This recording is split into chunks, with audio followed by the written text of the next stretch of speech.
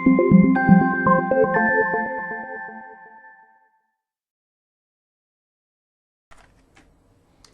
Jewish Mom. This morning I was lying down in my living room nursing my baby when all of a sudden I heard doo-doo, doo-doo-doo-doo-doo-doo, doo-doo-doo-doo-doo-doo. It was a shofar, the sound of a shofar at like 11 in the morning, just coming up from somewhere near my house. I guess somebody in one of the apartments. We're sort of like a bunch of crowded apartments right next to each other. So someone who lives very nearby me, I guess, is practicing already for Rosh Hashanah, and you know, great, fantastic. It's great that he's doing that. But like my gut reaction at that moment was, leave me alone. Like, why are you blowing the shofar? I was like resting and nursing. I was so nice and quiet. My kids were doing something else, and you're like in my ear, okay?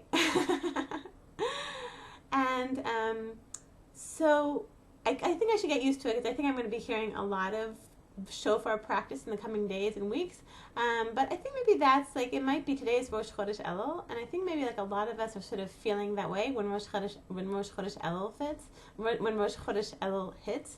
It's like, what? Like, oh, like we were just in Av. We were just like in summer vacation. Like, I'm like taking my kids to, you know, the swimming pool. Like, I'm not in Rosh Hashanah mode.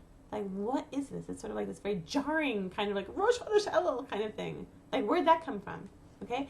So I wanted to just give you some ideas that I heard from Rabbi Nivin this past week, just about how to sort of like very slowly and gently ease ourselves into Elul in a way that's not so jarring, like leave me alone. No, just like slowly, you know, easing ourselves into Elul, and preparing ourselves for Rosh Hashanah, which I believe is 29 days away.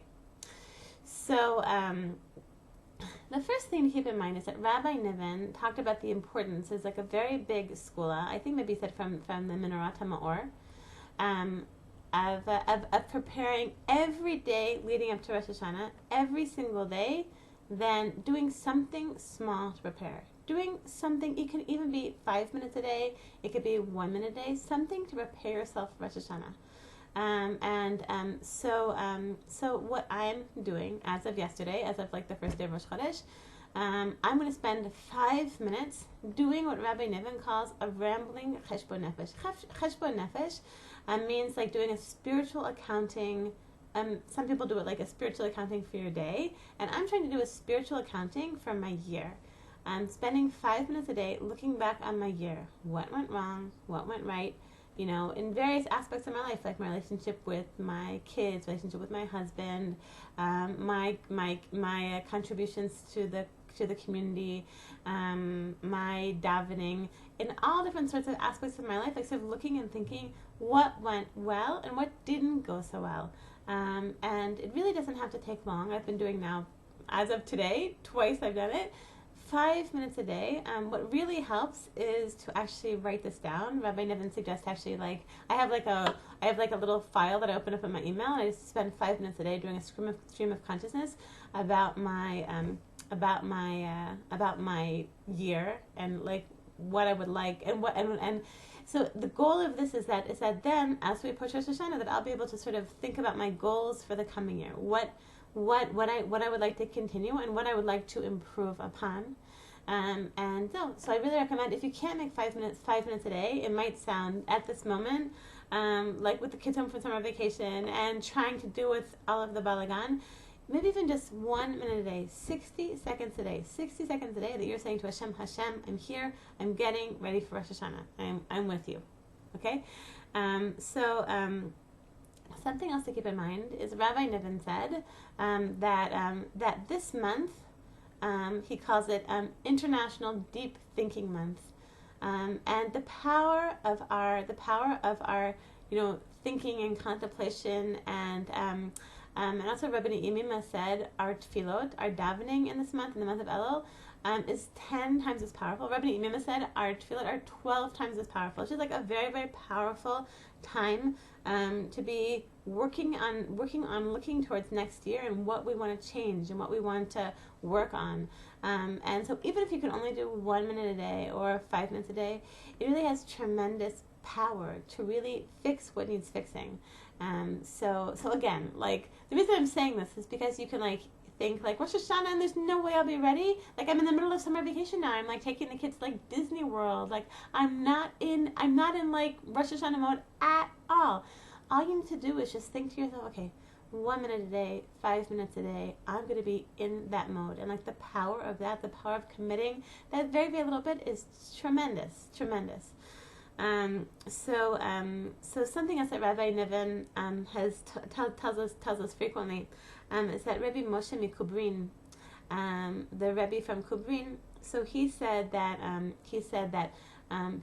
a moment a day of clarity and focus, a moment a day of clarity and focus is worth all the wealth in the world. And I think that many of us, like, we're living, our summer vacation lives, not only summer vacation lives, like our general mothering lives, and we don't have so much clarity about what we're doing. Like, maybe like once a day, maybe like, let's say you daven in the morning. And then, at that moment you say, okay, Moda ani lefanech. You're like, okay, Hashem, I'm a Jewish mom. I'm serving Hashem. I am keeping Hashem's will. I am raising Jewish children. But then, like, for the rest of the day, then you're just like, hanging out with your kids and changing the diaper and wiping the nose and making food and dealing with the chaotic, hectic reality of being a Jewish mother. But the thing is that I think that we underestimate the power of that moment when you're saying Moda ani lefanecha. Just strive for that 1 minute a day, that 1 moment a day that you're like, okay, it's true. I'm a Jewish mom. I'm doing Hashem's will. I'm keeping the mitzvot. I'm raising Jewish children. I'm part of the chain between, the giving of the Torah and the coming of Mashiach. That's me, right? If you can access that for 1 moment, like that's worth all the wealth in the world. It doesn't have to be every moment. It doesn't have to be every moment of the day. There are people who are on that level, and we can strive to be there. And there are tzaddikim who are like that, and very holy people who live like that, like Rebbetzin Kanievsky, people like that.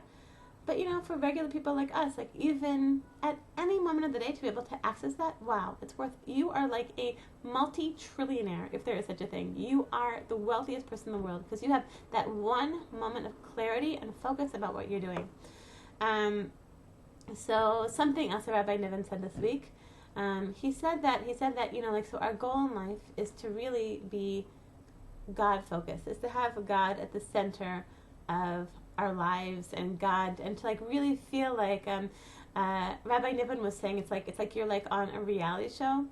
So I have not actually seen a reality show, and I don't think Rabbi Nivin has either. But I think what the idea is that like they set up cameras and they're watching people like in their houses. They're doing whatever they're doing. Like millions of people are watching people. And he said, and Rabbi Nivin said, if you felt like millions of people watching you, would you act differently? Yeah, I would. Would I speak differently to my children? Yeah. Would I do things differently? Yeah, I would. And having a real God focus is that. It's knowing that Hashem is watching, that Hashem is there.